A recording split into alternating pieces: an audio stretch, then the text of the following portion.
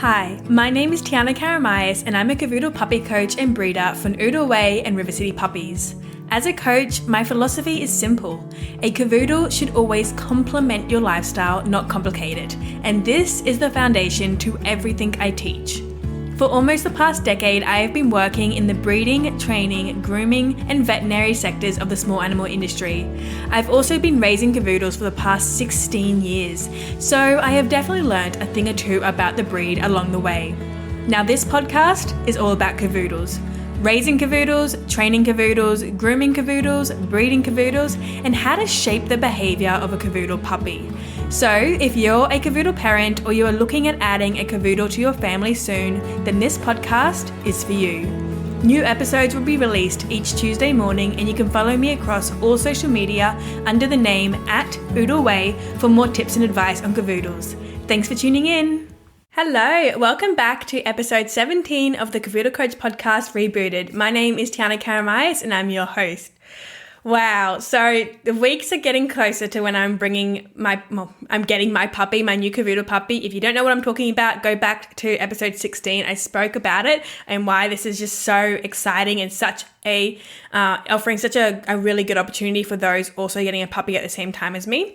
So I'm very excited, but it's got me thinking about puppies. And today I want to talk about some misconceptions that I hear people have about getting a puppy, and what you need to be aware of instead. Because again, when you go into getting a puppy, that mindset that you have, that plan that you have is going to dictate your life with your puppy and the type of puppy you're going to get.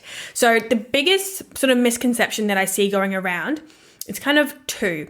Number one is that the puppy stage is really, really hard and that you should be expecting lots of toileting accidents. You should be expecting sleepless nights. You should be expecting a lot of biting, barking, maybe digging, chewing on furniture, chewing on your clothes, like all of that sort of stuff, which, if you listen to me for any amount of time, you'll know that's not the case. And that has to do with miscommunication between you and your puppy. And the other misconception that I hear is that, the puppy stage is hard. And that's okay. If we can just get through the puppy stage, when my puppy is older, we can do more training and they'll be good. Which, okay, if you're talking about the sort of training of teaching a good sit and stay, sure, that can be taught at any age. So in that sense, sure, you can wait till you get out of the puppy stage. But if you've also listened to me talk, you know that a dog who can sit and stay isn't necessarily a good dog, and it's not a sort of dog that's going to be well behaved or easy to have in your household. The third misconception that I hear all the time is that Cavoodles are so easy and you don't need to train them because they are so calm and relaxed and chill because they're half Cavalier, which again is not true. Every single puppy needs training, and let me change the word from training to guidance. Every single puppy needs guidance, and that guidance is telling your puppy how to behave in every situation in life, and that is a type of training, and it is the most important type of training. And that sort of leads me back to my main point here about the misconception of, the training of your puppy to be done after the puppy stage, or the puppy stage is going to be really hard. Like, no, let's cross those out, take those out of your head, and let's go back to the type of training that you need to be doing and why you can't wait. It cannot be put off until after you get through the puppy stage. So when you bring your puppy home, they will be around 8 weeks old, and they will be in the middle of the biggest and most critical and influential stage of development they will ever be in. It's called the critical socialization period. It goes from about 3 weeks up until about 12 weeks of age. There's some leeway. Some puppies stay in it till 16 weeks, but as a basis, it's 3 to 12 weeks of age. So when you bring your puppy home at 8 weeks, you have 4 weeks left of this critical socialization period. And what I want to explain is, let me tell you about the science behind this stage of development that your puppy is in and how impactful it is. So when puppies are born and when they are, 3 weeks old up until 12 weeks old, the way that they approach life and the way that they view life is very different, and they will never view it like this again.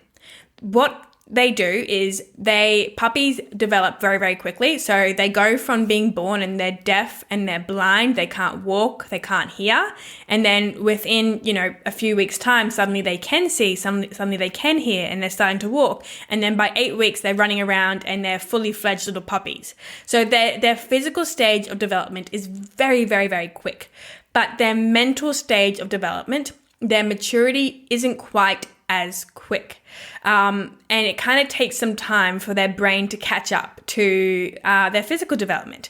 And what that means is from 3 weeks to 12 weeks of age, your puppy doesn't yet know how to understand fear.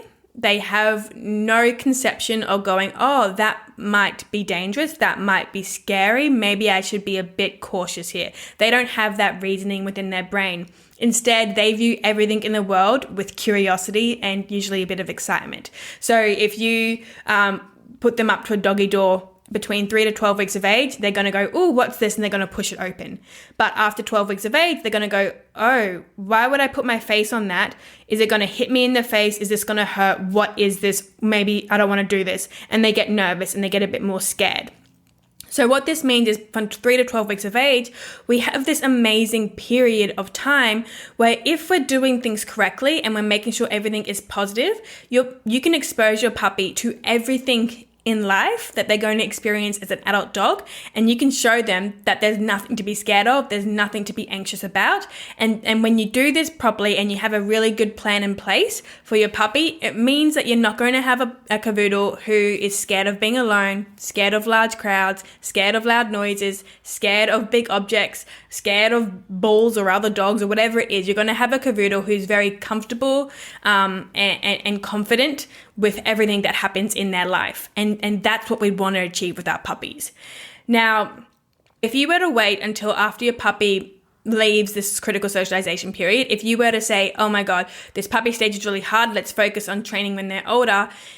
If your puppy is out of that socialization period, like I said, they're going to start viewing everything with a bit of fear. And to change that, that belief from fear to positive, that can take a lot more training, a lot more time, and you never actually get the same results. So what we want to do is we never want there to be any kind of fear from your puppy towards something. And that's why it's really important that when you're getting your puppy, we cannot have these misconceptions that the puppy stage is hard and therefore we're going to, just deal with it now and just accept that it's going to be difficult and we'll do all the training later on. It means that we cannot just do training that involves sit down, stay, lie down. Like that's not enough. We're not teaching our puppy anything there. And we cannot just assume that Cavoodles are really easy and therefore we don't have to do anything with them. Instead, we need to be going into this with a new puppy knowing that we have 4 weeks. We have 4 weeks of this stage of development with our puppy where the training that we do is going to influence the puppy's temperament, demeanor, and personality. If you don't properly expose your puppy to different pieces of stimuli in life, and then they experience for the first time when they're older and they get a fear reaction out of it, that means every time your puppy comes across it for the rest of their life, they're going to have that fear response. And that's really, really hard for the puppy and then for you as well. If you don't understand how influential this period of development is and how influential you can be on your puppy's temperament and personality, and you just miss out on it, well, it's kind of like too bad you never get it back again. That's literally how the development of your puppy works.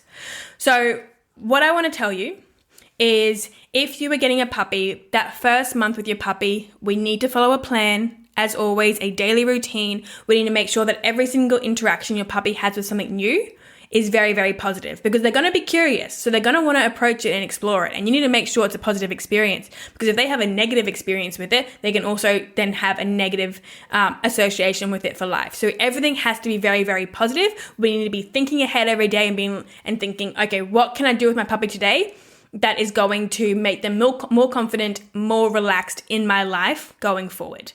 And we cannot just go through the puppy stage and just let the days go by and not really take hold and make use of every single day because we never get this time back in our life. So that's why the first month with your puppy will dictate their entire personality. What you do with your puppy, what they see, what they do, how they respond, what sort of interaction they have, whether positive or negative, it's going to shape how your puppy sees the world, views the world, and acts within the world.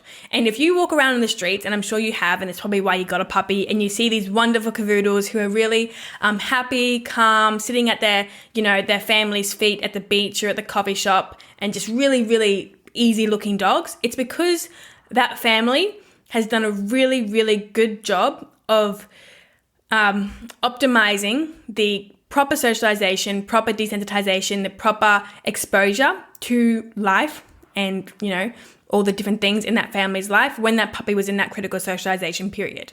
Whereas if you're walking along the street and you see dogs who are barking as they're walking, scared, tail between the legs, reactive towards other things, can never be left alone, cannot be in big crowds, those sort of dogs, they have formed these negative, fearful reactions and associations to different stimuli in life, and that's how they now make sense of the world. So you've got two sides of the coin there. You've got a dog who's really calm and confident, and you've got a dog who's really scared, fearful, and reactive. And something that can pretty much dictate that experience with you and your puppy is that first month. So we really, really need to make sure we understand this and we are aware of it and we go into it with a plan. So that's why I never recommend just getting a puppy, go out one day to a pet shop and get a puppy, or make a split decision and get a puppy this weekend.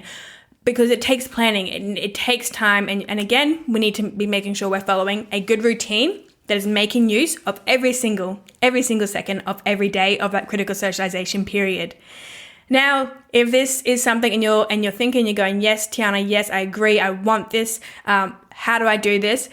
I have the answer for you. It's coming. I'm going to be making a daily Cavoodle planner schedule where you can follow it each day. And I'm going to show you how to expose your puppy to different pieces of stimuli every day in that critical socialization period, and the training that we do with them so that they can be calm, confident, well-behaved, easy Cavoodles. And that's going to be coming out later in the year. My aim is end of October, early November.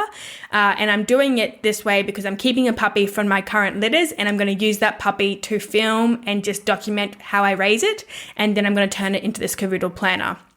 So I'm very, very excited. If you're getting a puppy this year and you want more information on this, send me an email, hello@udaway.co, or send me a DM on Instagram. My Instagram is just udaway. And I would love to hear from you. I'll let you know all of the details, and I also will let you know how I can help you further, because this is going to dictate your life with your puppy. It's really important that we make use of it and we really put the effort in to teach our puppy how to live in our world. It's the only way we can have an easy Cavoodle. Okay, so that's it for today's episode. I hope you enjoyed it. I will see you next week in next week's episode. This was all of the misconceptions I hear on Cavoodles and why the first month with your Cavoodle puppy will dictate their whole personality going forward. I will see you next week. This has been your Cavoodle coach, Tiana Karamaias. See you later.